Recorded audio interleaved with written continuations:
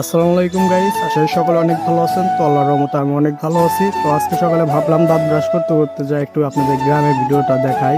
তো আমাদের গ্রামে সবাই কৃষি কাজ নিয়ে ব্যস্ত ছিল। তো আমার ইতিমধ্যে দাঁত ব্রাশ করা শেষ। তো বাসায় এসে হাত মুখটা ধুয়ে গোসল টোসল সেরে তো ভাবলাম যাই একটু বন্ধুর কাছে যাই। তো বন্ধুকে আমি ঘুম থেকে ডেকে তুলে বন্ধুর বাড়ির পাশে একটা খাল ছিল, তো ওখানে গেলাম। তো ভাবতেছিলাম যে মাছ মারা যায় নাকি। বন্ধুকে বললাম, বন্ধু এখানে কি মাছ আছে? তো বন্ধু আমার মতন কনফিউজ হয়ে পড়ছে যে এখানে মাছ আছে নাকি। তো তারপরে আর কি দুই বন্ধু হাঁটতেছিলাম, তো তখন দেখতে পেলাম আখের রস দিয়ে গুড় বানানো হচ্ছে এখানে। তো আপনাদের সম্পূর্ণ ভিডিওটা আমি দেখাতে পারলাম না, কারণ এখানে গুড় বানানো প্রায় শেষের ভিতরে।